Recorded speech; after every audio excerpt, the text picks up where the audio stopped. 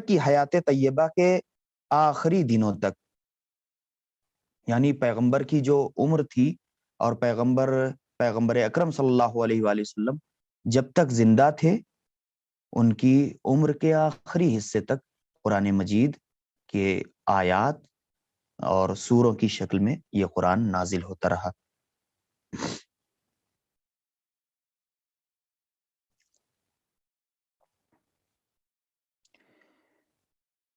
آواز ہماری کلیئر آ رہی ہے آپ لوگوں کو؟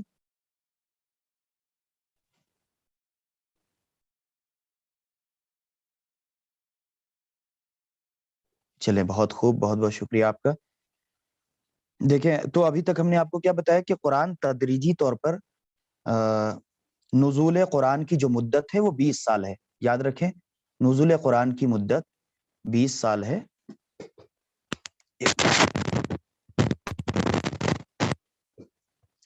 نزول قرآن کی جو مدت ہے وہ 20 سال ہے، لہٰذا بعثت کے 3 سال بعد قرآن کا آغاز ہوا اور پیغمبر کی حیات طیبہ کے آخری سال تک جاری رہا، یعنی جب تک پیغمبر زندہ رہے اس وقت تک قرآن کی ان آیتوں کا اور سوروں کا نزول ہوتا رہا۔ نمبر 1، اب یہاں پر سوال کچھ ہیں جو آپ کی خدمت میں پیش کرنا چاہیں گے۔ 3 سوالات ہم نے لکھے ہیں، 3 سوالات۔ سوالات کون سے ہیں؟ پہلا سوال، یہ کیسے ممکن ہے کہ قرآن کے نزول کی ابتدا شب قدر سے ہو، جبکہ یہ بات طے شدہ ہے کہ 27 رجب المرجب، جیسا کہ ہم نے کہا، کو رسول خدا صلی اللہ علیہ وآلہ وسلم پر سورہ علق کی ابتدائی آیتیں نازل ہوئی اور اسی کے بعد آپ مبعوث پر رسالت ہوئے۔ یہ کیسے ممکن ہے؟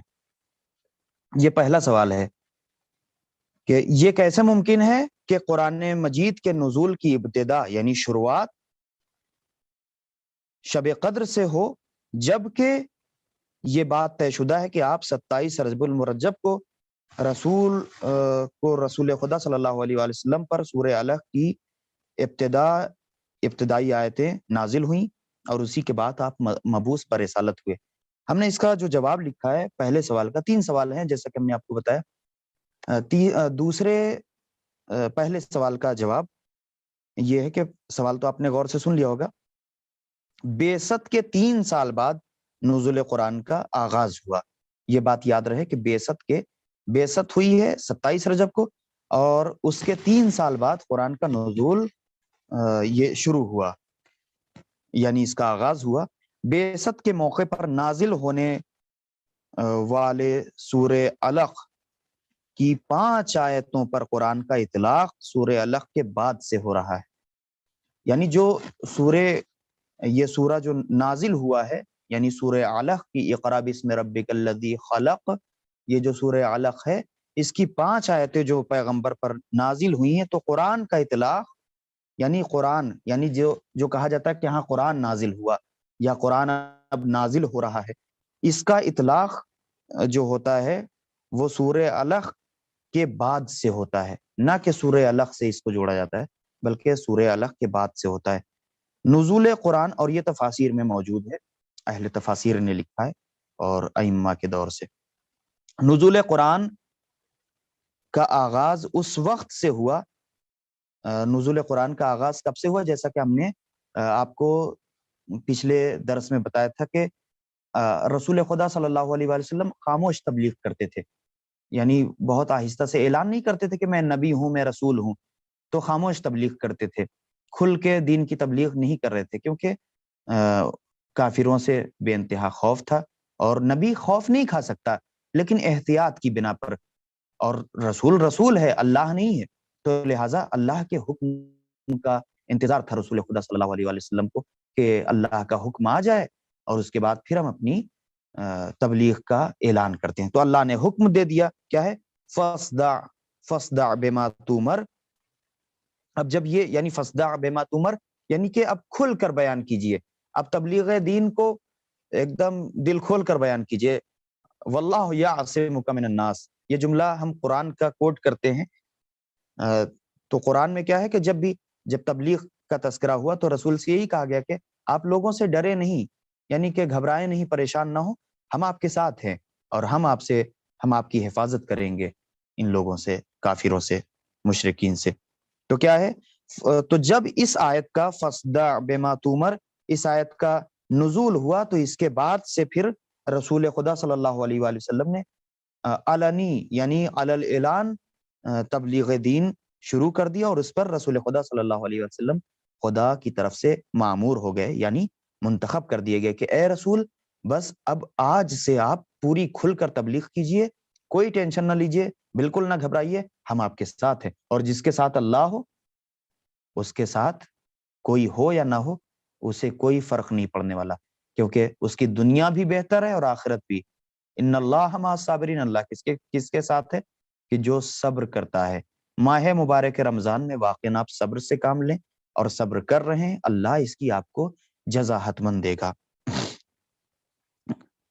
اس کے بعد سے وفات تک سورے کا نزول ہوتا رہا، یعنی جب تک رسول خدا صلی اللہ علیہ وسلم زندہ رہے قرآنی سوروں کا نزول ہوتا رہا۔ سوال نمبر 2، یہ سوال اور جواب یہ آپ ضرور لکھ لیجئے گا۔ نمبر 2 سوال، اگر پیغمبر اسلام صلی اللہ علیہ وآلہ وسلم پر سب سے پہلے سورہ الق کی آیتیں، ابتدائی آیتیں نازل ہوئیں، تو پھر فاتحۃ الکتاب سورہ حمد کو کیوں کہا جاتا ہے؟ اب یہ سوال بنتا ہے، فاتحۃ الکتاب کیوں کہتے ہیں سورہ حمد کو؟ کیونکہ یعنی فتح کہتے ہیں، فتح تو کامیابی کو کہتے ہیں، اور کھولنے کو بھی کہتے ہیں، اور کئی معنی میں استعمال ہوتا ہے۔ تو اب فاتحۃ الکتاب اس معنی میں بھی ہے یہاں پر کہ جیسے ہی آپ قرآن کھولتے ہیں سب سے پہلا سورہ آپ کو سورہ فاتحہ نظر آتا ہے۔ تو لہٰذا اب یہ کہہ رہے ہیں، سوال کیا ہے؟ سوال یہ ہے کہ اگر پیغمبر پر سب سے پہلے سورہ الق کی یہ 5 آیتیں نازل ہوئی ہیں، تو پھر فاتحۃ الکتاب یعنی کتاب کے شروع میں کتاب کھولتے وقت سب سے پہلے سورہ الق ہونا چاہیے تھا، کیوں سورہ فاتحہ ہے؟ اس کا جواب نمبر 2، اگر پیغمبر اکرم صلی اللہ علیہ وآلہ وسلم کے زمانے میں سورہ حمد پر فاتحۃ الکتاب کا اطلاق ہوتا ہے تو اس وجہ سے کہ حضور پر نازل ہونے والا پہلا سورہ تھا۔ اس کے علاوہ وہ بعض روایات سے پتہ چلتا ہے، سورہ الحمد کے بارے میں آپ کو پتا ہے کہ یہ ایک مرتبہ مکے میں نازل ہوا اور ایک مرتبہ مدینے میں نازل ہوا، اس لیے اسے دونوں طرح کی فضیلتیں اسے دستیاب ہیں کہ یہ مکے میں بھی نازل ہوا اور مدینے میں بھی نازل ہوا، تو اس لیے یہ فضیلت کا، سارے سورے فضیلت کے حامل ہیں، لیکن یہ سورہ اس لیے بھی زیادہ اہمیت کا حامل ہے کیونکہ یہ مکے میں نازل ہوا، 2 مرتبہ نازل ہوا یہ سورہ، لہٰذا تاکیدی طور پر نازل ہوا ہے، اور اس میں اللہ نے یہ واحد ایسا سورہ ہے کہ جس میں ایک مخلوق اپنے خالق سے کس طرح رابطہ قائم کرے، کس طرح سے رابطہ پیدا کرے اپنے خالق سے، ایک گنہگار بندہ اپنے پروردگار سے کس طرح سے رابطہ کرے، کس طرح سے بات کرے، یعنی اللہ نے اپنے سے بات کرنے کا سلیقہ سورہ حمد میں سکھایا ہے۔ تو لہٰذا اس کے علاوہ بعض روایت میں ملتا ہے اور پتہ چلتا ہے کہ بعثت کے پہلے ہی دن جبرائیل امین علیہ السلام نے رسول کو اسلامی دستور العمل کے مطابق وضو اور نماز کا طریقہ بتایا تھا۔ کب بتایا تھا؟ بعثت کے پہلے ہی دن۔ یہ چیز آپ ذہن میں رکھیے گا اور نوٹ کر لیجئے گا، یہ سب خاص سوال ہیں کہ رسول کو کس دن جو ہے جبرائیل امین نے وضو اور نماز کا طریقہ بتایا۔ تو کیا ہے کہ بعثت کے پہلے ہی دن جبرائیل امین علیہ السلام نے رسول کو اسلامی دستور کے مطابق، اسلامی دستور العمل کے مطابق بلکہ وضو اور نماز کا طریقہ بتایا، اور چونکہ اب یہاں پر سورہ فاتحہ کی اہمیت، چونکہ روایت میں کہ لا صلاۃ، نماز نہیں ہے، الا سوائے بفاتحۃ الکتاب، سوائے سورہ حمد کے نماز ہے ہی نہیں، یعنی اگر سورہ الحمد جسے آپ کہتے ہیں، سورہ حمد کہتے ہیں، ہم اسے سورہ فاتحہ کہتے ہیں، تو اگر اس سورے کی تلاوت نماز میں نہ ہو تو نماز ہی نہیں ہے، نماز ہی نہیں قبول ہے اصلاً، یعنی اگر سورہ فاتحہ کی آپ کسی بھی سورہ کی، مثلا آپ سورہ الحمد کے بعد پہلی رکعت میں اکثر لوگ سورہ انا اعطینا یعنی سورہ کوثر یا سورہ انا انزلنا یعنی سورہ قدر کی تلاوت کرتے ہیں، لیکن سورہ قدر کی جگہ سورہ انا اعطینا کی جگہ مثلا کوئی بھی اور سورہ قل هو اللہ پڑھ لیں، مسئلہ نہیں ہے۔ تو اس طرح سے کوئی بھی سورہ آپ چینج کر سکتے ہیں، پہلے سورہ یعنی سورہ الحمد کے بعد پہلی رکعت میں دوسری رکعت میں آپ بدل سکتے ہیں سورہ کو، لیکن سورہ الحمد جہاں پر ہے وہ وہیں پر رہے گا۔ وہ پہلا سورہ ہے نماز میں شروع کرنے میں، تو وہ پہلی جگہ پر رہے گا، اسے آپ ہٹا نہیں سکتے، ہٹائیں گے تو آپ کی نماز باطل ہے۔ نماز لا صلاۃ الا بفاتحۃ الکتاب، صلاۃ ہے ہی نہیں، یعنی نماز ہے ہی نہیں مگر یہ کہ سورہ فاتحہ کے ساتھ، اور سورہ اس کا دوسرا ترجمہ اس طرح بھی کر سکتے ہیں کہ سورہ فاتحہ کے بنا نماز نہیں ہے۔ اب آئیے آگے بڑھتے ہیں، یہ اسلام کا قانون ہے لہٰذا ماننا پڑے گا۔ کیا اسلام کا قانون ہے؟ یہی جو ہم نے بتایا نماز میں سورہ الحمد کا اس طرح سے پڑھنا، یہ اسلام کا قانون ہے، لہٰذا ماننا پڑے گا کہ بعثت ہی کے موقع پر پورا سورہ الحمد بھی نازل ہوا۔ سمجھ؟ تو یعنی اس بات کا خیال کرنا پڑے گا کہ اب یہاں پر ایک بات واضح ہو گئی کہ یعنی کیسے سورہ الحمد نازل ہوا، اسی وقت یہ بات ہمیں کیسے پتہ چل سکتی ہے؟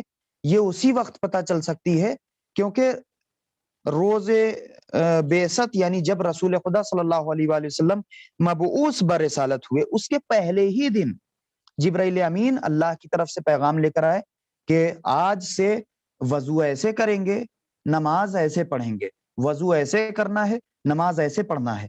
تو جب وضو اور نماز کا طریقہ جبرائیل امین علیہ السلام نے اللہ کے رسول کو بتایا، اور پھر دوسری طرف یہ ہے کہ نماز ہے ہی نہیں سورہ الحمد کے بنا، تو اس کا مطلب یہاں پر صاف واضح ہو جاتا ہے کہ جہاں پر وضو اور نماز کا طریقہ جبرائیل امین نے اللہ کی طرف سے، اللہ کی جانب سے اپنے رسول کو بتایا، تو سورہ الحمد کا بھی نزول اسی وقت ہوا تھا، کیونکہ اب جب رسول نماز شروع کریں گے تو رسول بنا سورہ الحمد کے نماز شروع نہیں کریں گے، کیونکہ وہ ہمارے لیے آئیڈیل ہیں، نمونے عمل ہیں۔ اگر وہ بنا سورہ الحمد کے نماز پڑھیں گے تو پھر ہمارے لیے بھی، اگر ہم نماز نہیں بھی پڑھتے ہیں سورہ الحمد کے ساتھ تو پھر کوئی حرج نہیں ہے۔ تو لہٰذا سورہ الحمد کا نماز میں تاکید ہونا اس بات کی دلیل ہے کہ سورہ الحمد بھی روزے بعثت یعنی پہلے ہی دن جبرائیل امین نازل ہوئے تھے لے کر اسے۔ تو یہ بات فیکٹ ہو گئی، یہ بات واضح ہو گئی۔ دوسرے سوال کا جواب۔ اب آئیے تیسرا سوال۔ یہ سب چیزیں آپ لکھتے رہیے کیونکہ یہ سب چیزیں زندگی میں آپ کو ہمیشہ کام آئیں گی انشاءاللہ، اور خدا آپ قرآن کے ساتھ ہیں تو قرآن آپ کے ساتھ ہے، اور قرآن آپ کے ساتھ ہے یعنی خدا آپ کے ساتھ ہے۔ سماعت فرمائیں۔ تیسرا سوال، اگر قرآن مجید میں، دیکھیے، اگر قرآن مجید میں 20 سال کے عرصے میں مختلف حالات اور مواقع کے پیش نظر آہستہ آہستہ حضور پر یہ قرآن نازل ہوا، تو شب قدر میں پورے قرآن کے نزول کا کیا مطلب؟ یعنی اگر ایک طرف یہ ہے نا کہ 20 سال میں نازل ہوا، آہستہ آہستہ 20 سال تک نازل ہوا ہے نا، یہ تو بات ہے کہ تدریجی طور پر قرآن جو نازل ہوا ہے اس کا پورا وقت ہے 20 سال کا۔ تو اگر 20 سال کا عرصہ قرآن کے نازل ہونے میں لگا ہے تو پھر یہ کیسے کہا جاتا ہے کہ شب قدر میں رسول خدا صلی اللہ علیہ وآلہ وسلم پر قرآن نازل ہوا؟ یہ کیسے ممکن ہے؟ اس کا کیا مطلب ہے آخر؟ سمجھائیں تو ٹھیک ہے، ہم آپ کو سمجھاتے ہیں، جتنے لوگ ہم سے جوائن ہیں ہم سب کو سمجھاتے ہیں۔ کیا لکھا ہے؟ جواب نمبر 3، پہلا جواب آپ کو مل گیا، دوسرا جواب مل گیا، اور تیسرا جواب مختصر ہے کہ ظاہری اعتراض کے پیش نظر اس سوال کے جواب میں بہت سے اقوال، مختلف نظریات بیان ہوتے ہیں۔ اب یہ جو تیسرا سوال ہے اس کو لے کر کئی نظریات ہیں، یعنی جو نظریاتی اختلافات بھی ہیں، لیکن جواب دیا گیا ہے، ایسا نہیں کہ جواب نہیں ہے، جواب دیا گیا ہے کہ آخر جب ایک طرف یہ کہا جا رہا ہے کہ 20 سال میں قرآن نازل ہوا، خود خدا نے بھی قرآن میں کہہ دیا کہ ہم نے قرآن کو جو ہے وہ آہستہ آہستہ سے نازل کیا، جیسے کہ ہم نے کل کے درس میں آپ کو بتایا تھا، اور پھر یہ بھی ہے کہ شب قدر میں نازل ہوا۔ تو اب ہم آتے ہیں اپنے دوسرے پڑاؤ کی جانب، وہ کیا ہے؟ تیسرے سوال کا جواب۔ اب ہم یہاں سے شروع کرتے ہیں۔ بہت سے مختلف نظریات یہاں پر ہم کو ملتے ہیں، اس میں سے پہلا نظریہ آپ کی خدمت میں کہ پورا قرآن شب قدر میں نازل نہیں ہوا ہے بلکہ نزول، یہ بات یاد رکھیں، قرآن نازل ہوا ہے، یہ کہا گیا کہ قرآن نازل ہوا ہے، لیکن یہ نہیں کہا گیا کہ پورا قرآن نازل ہوا ہے۔ تو یہ بات ایک ایک جملہ آپ یاد رکھیے گا، پورا قرآن شب قدر میں نازل نہیں ہوا ہے بلکہ نزول قرآن کا آغاز شب قدر سے ہوا ہے نا۔ سورہ یعنی سورہ قرآنی کا آغاز شب قدر سے ہوا ہے، جیسا کہ اس آیت سے بخوبی اندازہ ہوتا ہے۔ کون سی آیت؟ شہر رمضان الذی انزل فیہ القرآن، یعنی ماہ رمضان المبارک وہ مہینہ ہے جس میں قرآن نازل کیا گیا۔ سورہ بقرہ کی آیت نمبر 185، 185 آیت نمبر کیا ہے؟ اکثر محققین نے اس نظریے کو اپنایا ہے، اکثر تحقیق کرنے والے، ریسرچ کرنے والے، جو قرآن کے علوم میں جو ریسرچ کر رہے ہیں ان لوگوں نے اس چیز کو اپنایا ہے، قبول کیا ہے، اس لیے کہ نزول قرآن کے زمانے کے لوگ لفظ قرآن سے پورا قرآن نہیں سمجھتے تھے۔ اس سے قطع نظر خود قرآن مجید میں ایسی بہت سی آیتیں ہیں جو ایک جگہ اور ایک رات میں نازل نہیں ہو سکتی۔ مثلا قرآن مجید میں ایسے گزشتہ واقعات کی خبریں موجود ہیں جو پہلی شب قدر کی بنسبت بہت آگے کی بات ہے، یعنی جن کا پہلی شب قدر کے بہت عرصے بعد سے تعلق ہے، لیکن وہ تو اب اس سے جب شب قدر کی سے یعنی شب قدر کی جو تاریخ ہے اس سے بہت آگے سے اس کا تعلق ہے، تو پھر وہ آگے ہی نازل ہوں گی وہ آیتیں۔ اس کی ایک مثال دے رہے ہیں، سمجھ میں اگر نہیں آیا تو پھر سے ہم آپ کو سمجھاتے ہیں۔ مثلا یہ کہنا چاہ رہے ہیں کہ قرآن یہ ڈیپینڈ کرتا ہے، جیسے کہ لوگوں کو یہ ہو سکتا ہے اعتراض ہو کہ آخر جب قرآن شب قدر میں نازل ہوا یہ کہا گیا تو آخر یہ 20 سال کہاں گئے، یہ 20 سال کو کیوں شمار کیا جاتا ہے؟ یہ 20 سال کو شمار کرنا اسی طرح سے کیونکہ خود جو ہے وہ محققین کیا کہہ رہے ہیں، جو قرآنیات پر، علوم قرآنی پر ریسرچ کرنے والے ہیں، وہ کیا کہہ رہے ہیں؟ وہ کہہ رہے ہیں کہ چونکہ قرآن کی بہت سی ایسی آیتیں ہیں کہ جو شب قدر، جس کو ہم کہتے ہیں کہ شب قدر میں قرآن نازل ہوا، اس کے بہت آگے کی چیز ہے۔ یعنی مثال کے طور پر اب میں انڈیا جانے والا ہوں آج سے 2 مہینے بعد، ایک مثال دے رہا ہوں، اللہ نے اگر توفیق دی انشاءاللہ، تو 2 مہینے کے بعد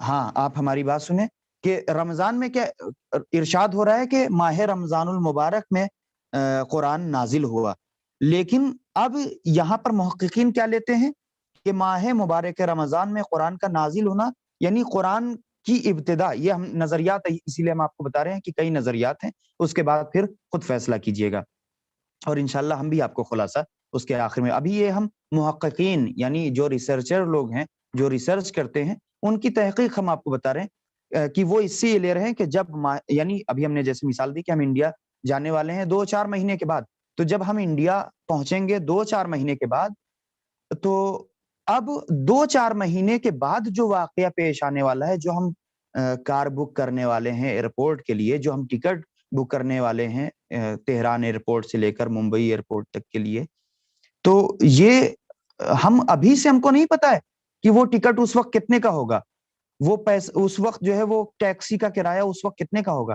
تو ابھی اگر ہم بتا دے رہے ہیں کہ ابھی، تو یہ ابھی سے اصلاً نسبت نہیں رکھتی ہے بات۔ تو اسی طرح سے محققین کیا کہہ رہے ہیں کہ قرآن کی بہت سی آیتوں کا جو مسئلہ ہے، جو باتیں ہیں، وہ آگے کے زمانے یعنی شب قدر سے بہت آگے ہونے والے مسائل سے مرتبط ہیں، تو لہٰذا یہ کہا جا سکتا ہے کہ قرآن کا نزول، پورا قرآن جو نازل ہوا ہے وہ شب قدر میں نہیں، یعنی یہ محقق کی نظر ابھی ہم بتا رہے ہیں کہ پورے قرآن کا نزول اس شب قدر میں نہیں ہوا، بلکہ شب قدر سے قرآن کے نزول کی شروعات ہوئی ہے، تو اس لیے کہا گیا کہ ہم نے قرآن کو شہر رمضان شب قدر میں نازل کیا، رمضان کے مہینے میں۔ اب آئیے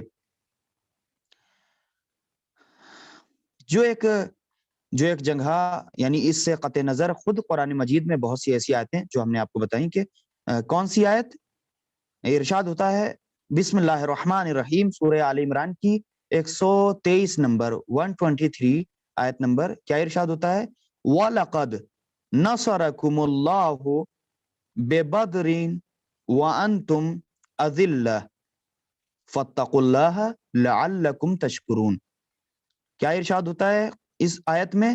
خدا نے جنگ بدر میں تمہاری نصرت و امداد کی جبکہ تم ضعیف و ناتواں تھے.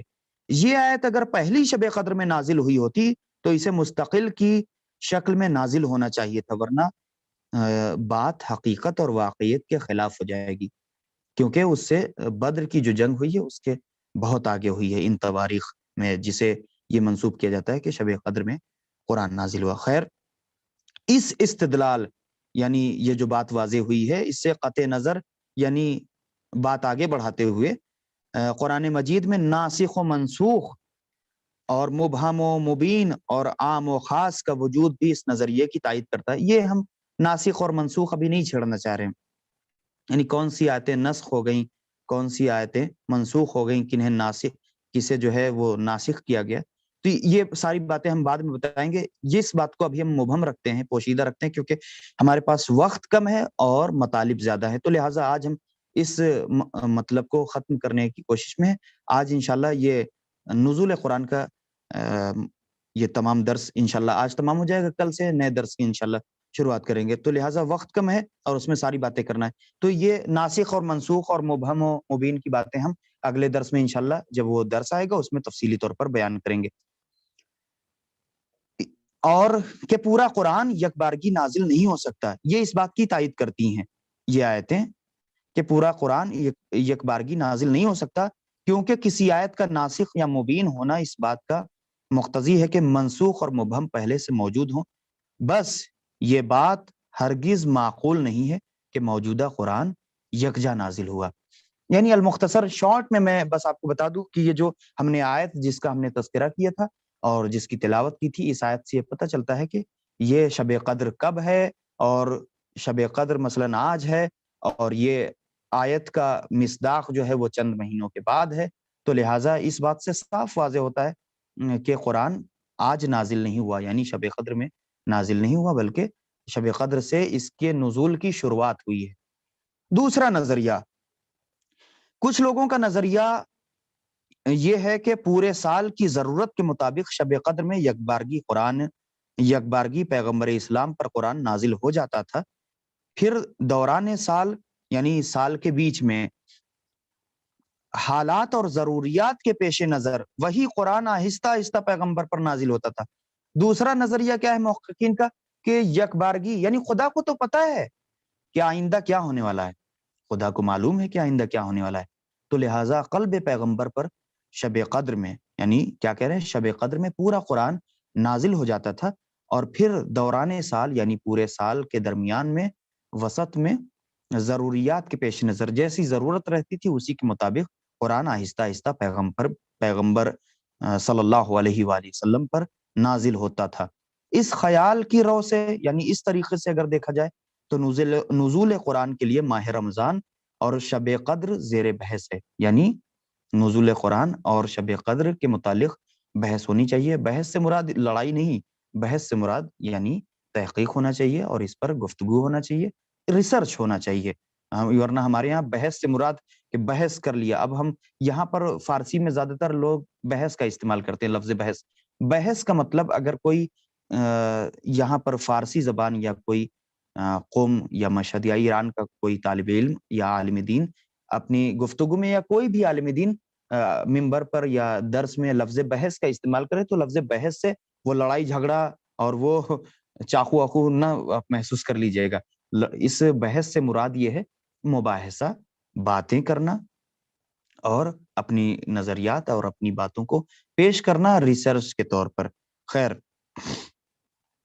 مسئلے کو حل کرنا، اس سے مراد یعنی اس پر بحث کرنی چاہیے، یعنی اس پر تحقیق کرنی چاہیے اور بات چیتیں کرنی چاہیے اور کتابوں کو چھاننا چاہیے، بڑی بڑی معتبر سے معتبر. اس سے مراد پیغمبر اسلام صلی اللہ علیہ وآلہ وسلم کی حیات طیبہ کا ہر رمضان المبارک اور ہر شب قدر ہے، نہ کہ کوئی ایک رمضان یا ایک شب قدر.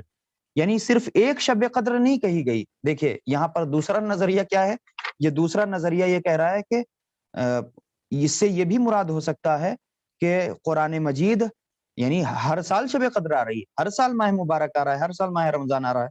تو یہ جو 20 سال تک قرآن نازل ہوا تو ضروری ہے کہ ایک ہی شب قدر میں نازل ہوا؟ ہو سکتا ہے ہر شب قدر میں رسول پر قرآن نازل ہو رہا ہو، یعنی ہر سال، یعنی 20 سال تک نازل ہوا تو ہر سال شب قدر میں نازل ہو رہا ہو. اور دوسرا یہ نظریہ کہ ہر شب قدر سے شروعات ہوتی تھی، پورے سال تک جو ہے یعنی یک بارگی جو ہے قلب پیغمبر پر قرآن نازل ہوا، اور اس کے بعد پھر ضرورت کے مطابق ہر یعنی موقع محل کے اعتبار سے جیسی ضرورت ہوتی تھی اس کے اعتبار سے اللہ جو ہے وہ جبرائیل امین کے ذریعے سے پیغام بھیجتا تھا کہ یعنی قرآن تو قلب پیغمبر پر نازل ہو چکا ہے، لیکن جبرائیل امین علیہ السلام کو بھیج کر اللہ یہ پیغام دینا چاہتا تھا کہ اے اللہ کے رسول، اب اس آیت کو پڑھو لوگوں کے درمیان، اب یہ جو قرآن ہم نے نازل کیا ہے اس آیت کو پڑھو، پھر اگلی شب قدر آ جاتی تھی، پھر اسی طرح سے. تو یہ معلوم ہوتا ہے.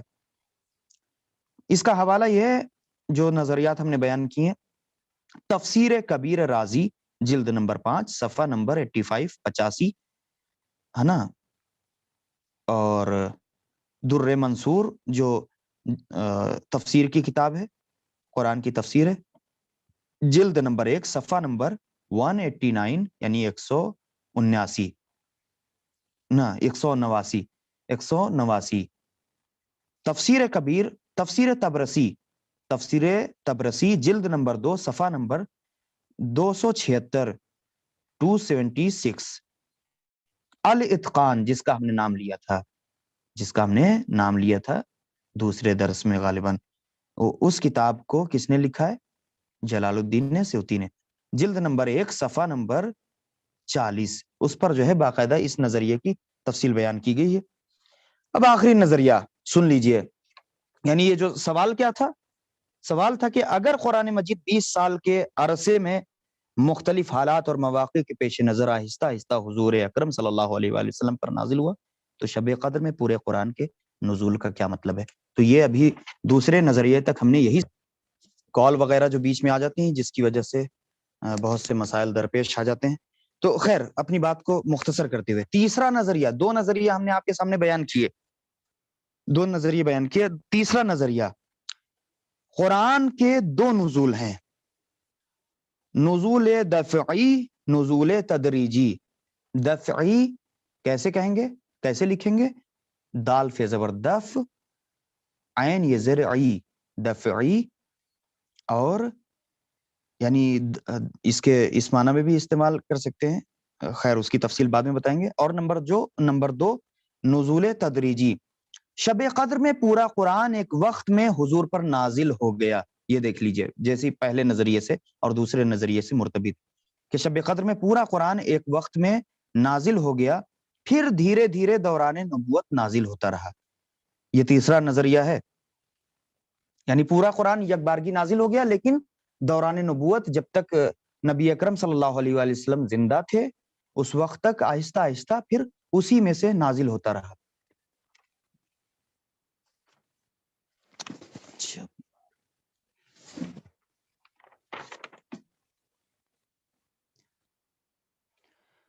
تو اسی کے درمیان قرآن نازل ہوتا رہا. کہاں پہنچے تھے ہم؟ اس نظریے کی بنیاد نزول قرآن کے سلسلے میں وارد ہوئی روایات ہیں، یعنی روایت کے ذریعے سے یہ یعنی جو تحقیقی نظریہ ہے، تیسرا نظریہ جو محققین نے لکھا ہے، یہ ایسے ہی نہیں لکھا ہے، بلکہ محققین کیا کہتے ہیں؟ محققین ہی کہہ رہے ہیں کہ یہ روایات کے ذریعے سے ہم نے یہاں پر لکھا ہے کہ یہ روایات میں آیا ہے کہ قرآن یک بارگی قلب پیغمبر صلی اللہ علیہ وآلہ وسلم پر ایک مرتبہ نازل ہو گیا. یعنی دو نظریے بیان کی، اس میں سے ایک نظریہ یہ تھا کہ قلب پیغمبر پر یک بارگی نازل ہو گیا اور پھر آہستہ آہستہ پورے سال قرآن نازل ہوتا رہا، موقع اور محل کی اور ضرورت کے اعتبار سے، جیسی پبلک میں ضرورت تھی، جیسا موسم آتا تھا، جیسے مراحل آتے تھے، جیسی پیغمبر کو کبھی خوشیاں دینی پڑتی تھیں، کبھی جو ہے وہ ڈرانا پڑتا تھا. یعنی بشیروں و نذیرہ، پروردگار عالم کا یہ رسول بشیر بھی ہے اور نذیر بھی ہے. تو کیا ہے؟ روایت میں آیا ہے. پہلا نظریہ کیا تھا ہم نے جو بتایا کہ قرآن جو ہے وہ قلب پیغمبر پر نازل ہوا، وہ آہستہ آہستہ، یعنی شب قدر سے شروعات ہوئی ہے. لیکن دوسرا نظریہ یہ اور تیسرا نظریہ بھی اسی سے ربط رکھتا ہے، لیکن ابھی آگے بھی اور باتیں موجود ہیں کہ کیا ہے کہ تیسرا نظریہ ہے کہ پیغمبر کے قلب پر قرآن یک بارگی شب قدر میں نازل ہو گیا، اور پھر سال بھر جو ہے وہ آرام آرام سے جیسا موقع محل ہوتا تھا اسی اعتبار سے آیتیں جبرائیل لے کر آتے تھے، یا کہنے آتے تھے رسول سے کہ وہ جو قرآن آپ پر نازل ہوا ہے اور اس میں فلاں سورے کی فلاں آیت یا فلاں آیت جو ہے یہ لوگوں کو پڑھ کے سنائیے اور اس کا پیغام لوگوں تک پہنچائیے۔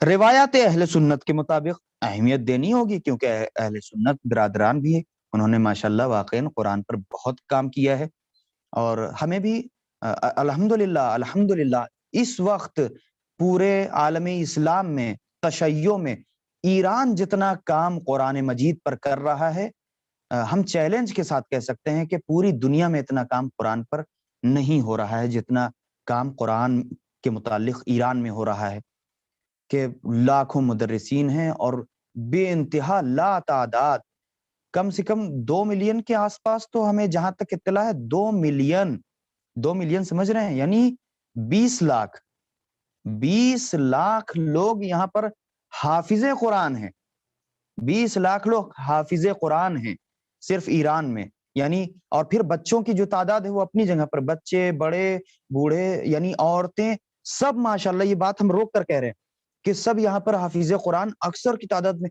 آپ گلی کوچے میں 2 چیزیں یہاں پر بہت زیادہ ملتی ہیں، ایک شہادت، یعنی شہادت کی بہت زیادہ رمق ہے۔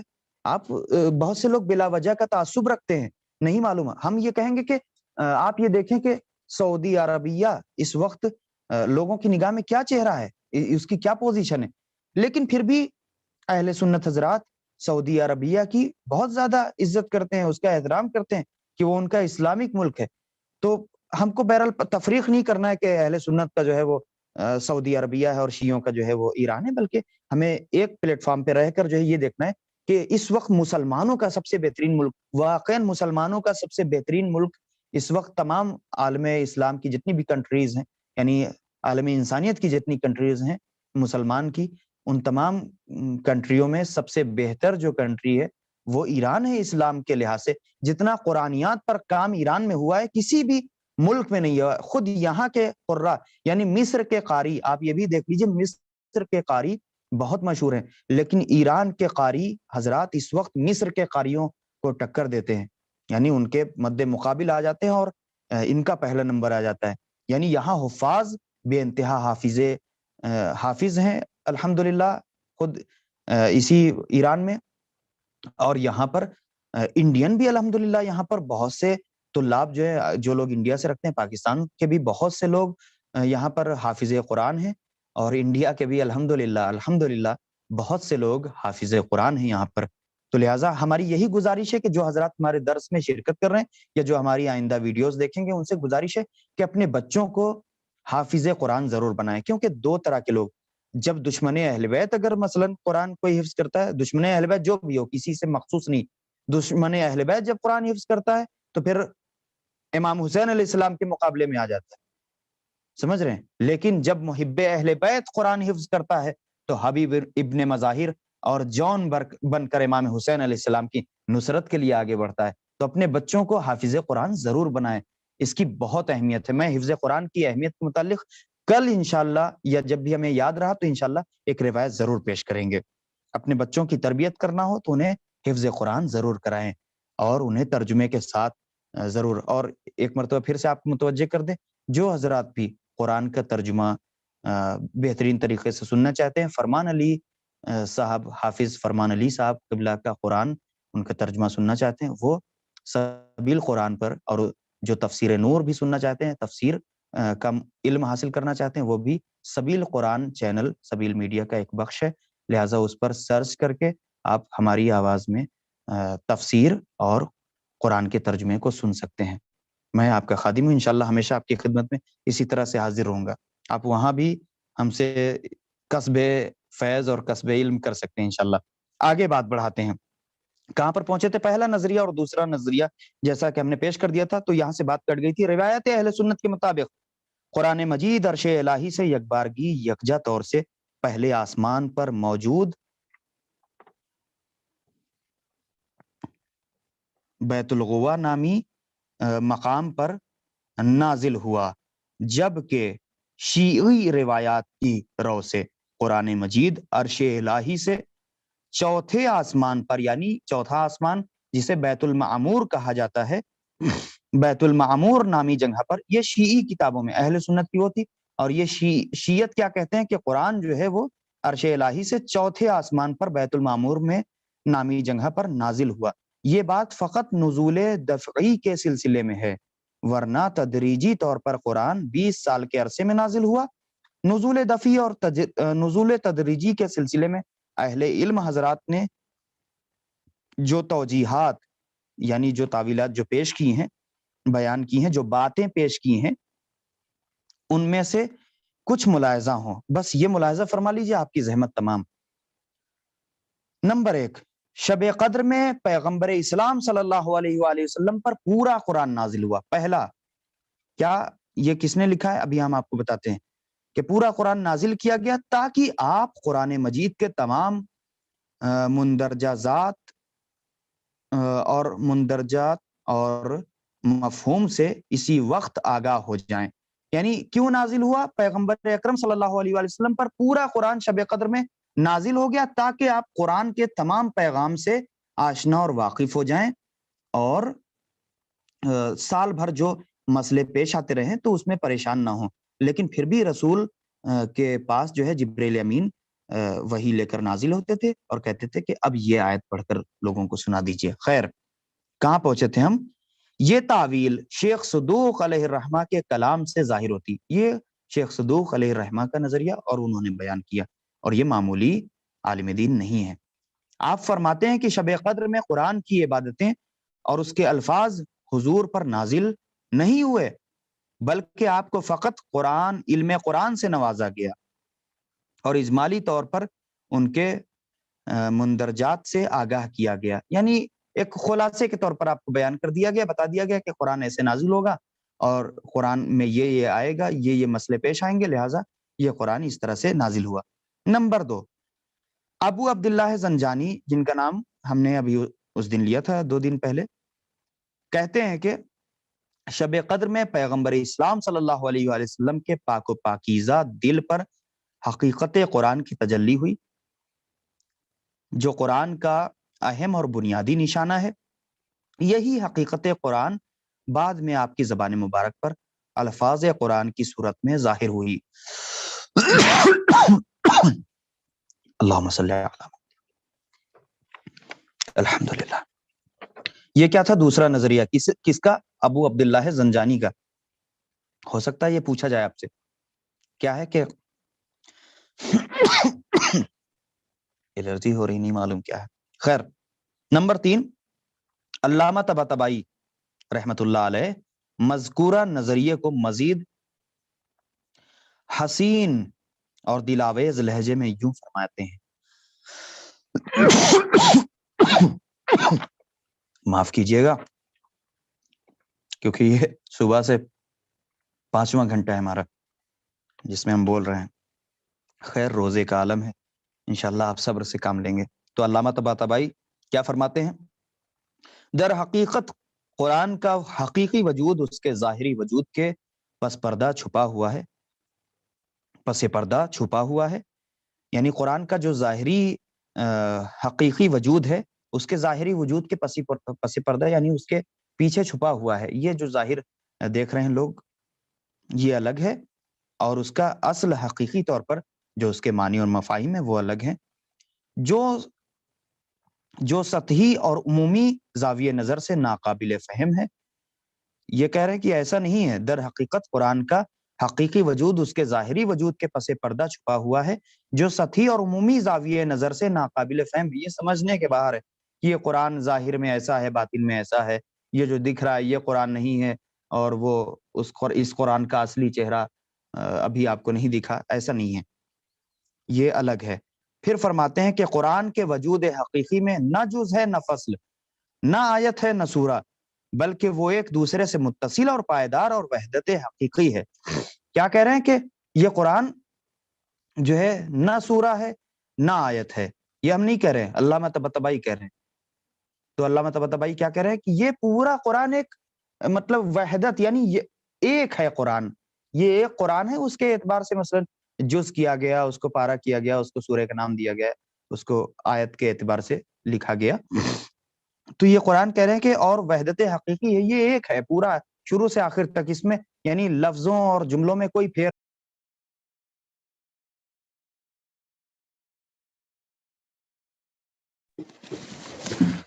بس آخری چند باتیں اور آپ کی زحمت تمام. کہہ رہے ہیں کہ قرآن مجید دو وجود میں ہے. کیا ہے؟ نمبر ایک، الفاظ اور عبارات کے قالب میں نظر آنے والا ظاہری وجود. یہ یعنی جو ہمیں ظاہری طور پر نظر آ رہا ہے، یہ الفاظ اور عبارت یعنی سینٹنس کی شکل میں جو نظر آ رہا ہے، یہ ظاہری اس کا وجود ہے. دوسرا کیا ہے؟ اپنے حقیقی مقام پر موجود باطنی وجود. اس کا جو مقام ہے اس میں ایک باطنی وجود رکھتا ہے، داخلی وجود رکھتا ہے. قرآن مجید اپنے حقیقی اور باطنی وجود کے ساتھ شب قدر میں یکجا قلب پیغمبر پر نازل کیا گیا. پھر زمانے نبوت کے دوران آہستہ آہستہ مختلف موقعوں پر 23 سال کے عرصے میں اس کا ظاہری وجود حضور پر نازل ہوتا رہا. تفسیر المیزان جلد نمبر 2 صفحہ نمبر 15 اور 16 یعنی 15 اور 16.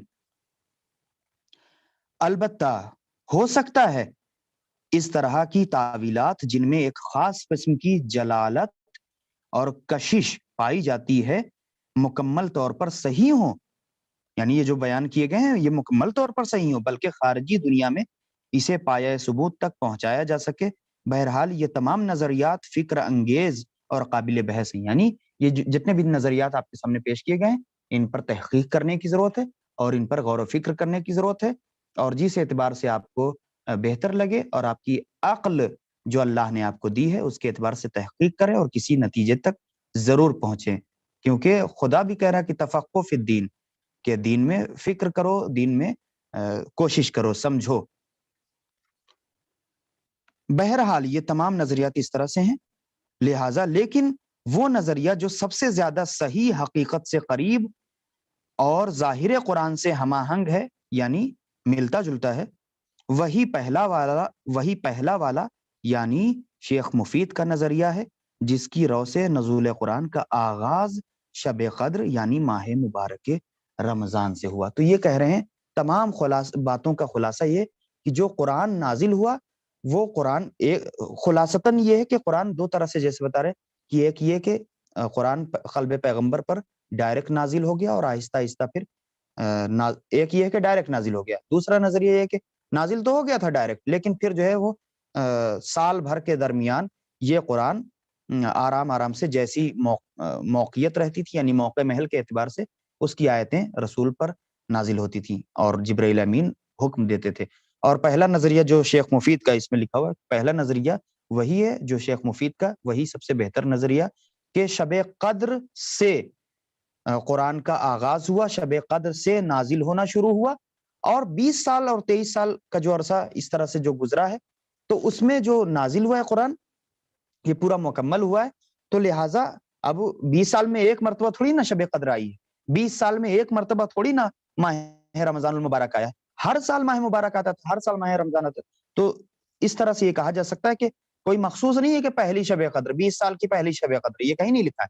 تو لہٰذا شب قدر سے مراد یعنی شب قدر سے شروع ہوا ہے قرآن کا نازل ہونا، اور پھر یہ آخر سال تک جب تک رسول زندہ رہے، جب تک رسول زندہ رہے تب تک یہ قرآن نازل ہوتا رہا.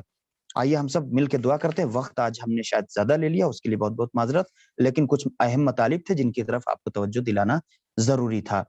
انشاءاللہ اس درس کو آپ ضرور سنیں گے. اور ایک بات، درس ختم ہو گیا ہے لیکن ایک بات کہ آپ کے انشاءاللہ جو آپ کا ایگزام ہوگا وہ 8ویں درس کے تمام ہونے پر، جو ہم نے کل بتایا تھا 7ویں درس، وہ ایسا نہیں. خیر اس کی بحث انشاءاللہ آپ کو ملتی رہے گی، اور یہ آپ کی تحقیق ہے، یہ آپ جتنا ہمیں بتانا تھا وہ ہم نے بتایا ہے، اور پھر بھی انشاءاللہ جو سوالات رہیں گے اس کو ہم اپنے اعتبار سے اور تحقیق کر کے اس کو آپ کے خدمت میں اس کا جواب دینے کی مکمل طور سے کوشش کریں گے. ہم آپ کو جو ہے سیٹسفائڈ کرنے کی کوشش کریں گے. بقیہ آپ خود کوشش کریں, اللہ نے آپ کو عقل دی ہے, کتابیں چھانے, پڑھیں لکھیں, آگے بڑھیں انشاءاللہ خیر. تو کیا ہم نے بتایا تھا کہ 7 دن پہ جو امتحان ہوگا اور 4 ایگزام ہوں گے؟ نہیں, بلکہ آپسی جو انتظامیہ نے اس کا فیصلہ کیا ہے وہ یہ کہ انشاءاللہ ہر 8ویں دن, درس کے 8ویں دن پر ایگزام ہوگا, یعنی 8 رمضان المبارک بدھ کا دن ویڈنسڈے 21 اپریل رات 10 بجے آپ کا ایگزام ہوگا.